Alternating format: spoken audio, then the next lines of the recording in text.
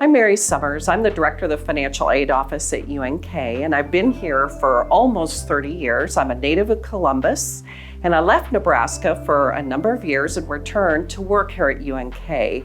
It's because I love our students. I love what we do here at UNK in terms of our undergraduate education. And honestly, the greatest joy of the work that I do is graduation day.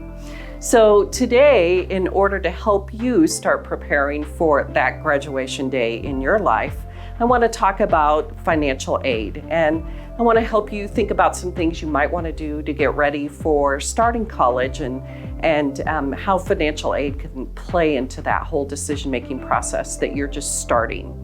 Topics we'll cover today in this presentation include establishing your eligibility for financial aid using the FAFSA. We'll talk about the different types of financial aid that are offered here at UNK. We'll also talk about some special situations that might be of concern to you as you begin this process.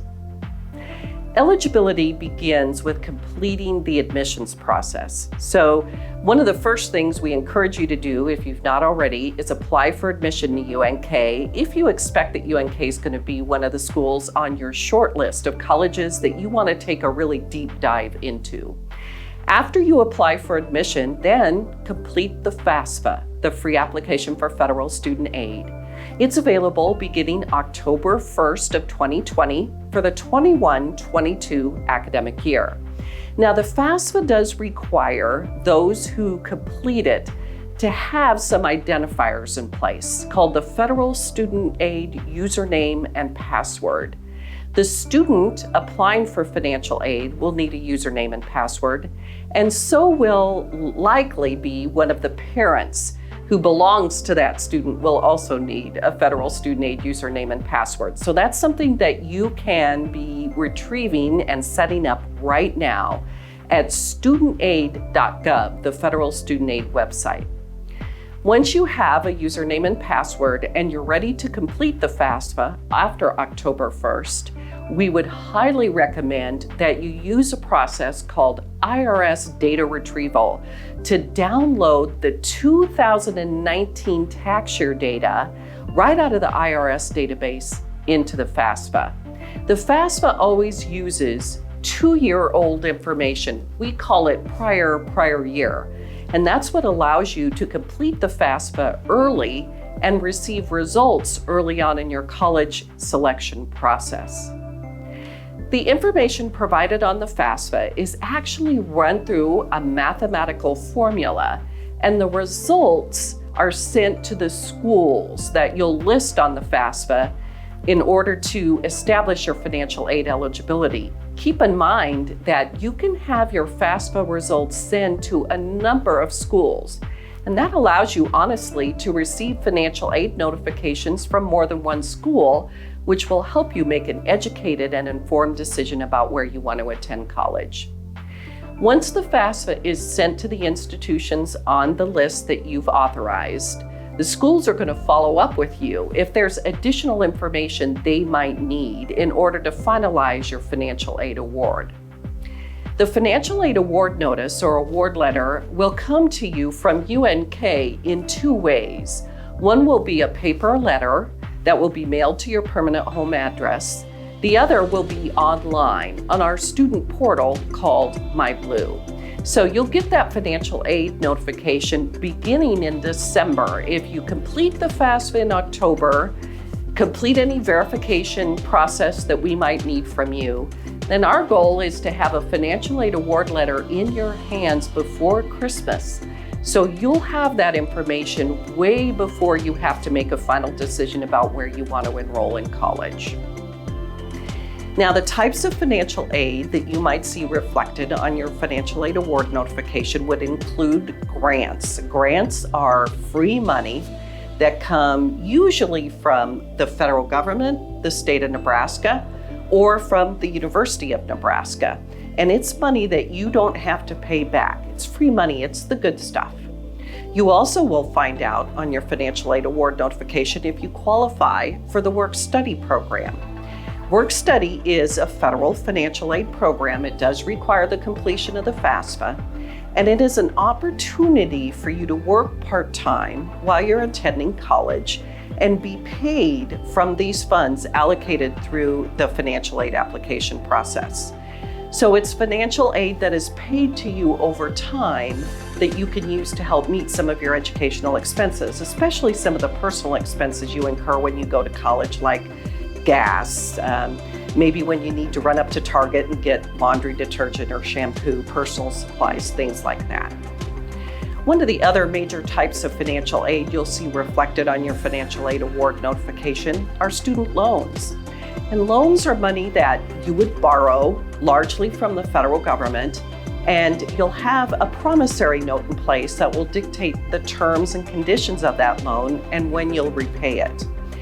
Loans are something that we recommend families have a discussion about while you're in the college hunting process, because whether or not you want or need to borrow student loans are something you should consider as you're applying for colleges and making your final college enrollment choice. There are loans available for parents to borrow to assist their students while they're going to college as well. That won't necessarily be officially reported on the financial aid award letter. However, we do have information on the parent loan programs available on our website. I also want to take a minute now to talk a little bit about the Nebraska Promise program. That's something else that it comes as a result of filling out the FAFSA. The Nebraska Promise is a commitment that the University of Nebraska's system has made to Nebraska residents who complete the FAFSA on time by April 1st and who demonstrate a certain level of need. If your family income is $60,000 or less or you qualify for the federal Pell Grant program and you complete that FAFSA by April 1st, you will receive the Nebraska Promise commitment. That commitment says that with a combination of scholarships and grants that you receive from the university, from the federal government, from the state of Nebraska, we will ensure that you will at least have 30 credit hours of tuition covered through the Nebraska Promise commitment. So one of the things we really want to emphasize for families, especially at this stage in your college search process, is that you shouldn't eliminate any University of Nebraska system school simply because you don't think you can afford it. With the Nebraska Promise commitment, you should go through the whole application process, get a financial aid award, and then use that full commitment and information reflected on your financial aid award letter to help you make a final decision about whether or not a University of Nebraska education is affordable for you. That's why the Nebraska Promise commitment is important. I want to spend a little time talking about scholarships for Nebraska residents right now as well. The application for admission at UNK is the very first step in applying for scholarships here. So that's again why we really encourage you to apply for admission as soon as you can. There's some minimum qualifiers you must meet to be considered for an academic scholarship at UNK. One is the 23 or better composite score on the ACT. The other is your high school GPA. We want to see a 3.2 or above. If you meet those two qualifiers, 23 composite on the ACT and a 3.2 or better high school GPA, you will automatically be awarded an academic merit scholarship at UNK. It can start anywhere from $2,000, renewable for 4 years, all the way up to the Board of Regents Scholarship, which provides for full tuition for highly qualified and academically meritorious high school students coming out of Nebraska and going to the University of Nebraska system. We also have a number of other scholarship opportunities that we describe on the UNK website. That includes scholarships like the K-HOP program if you're interested in health sciences, K-LOP for students interested in law school. Our honors program has scholarships available. We have the Teacher Scholars Academy for students interested in pursuing degrees in education. We also highly recommend that Nebraska students talk with their school counselors about the Susan Thompson Buffett Scholarship Program.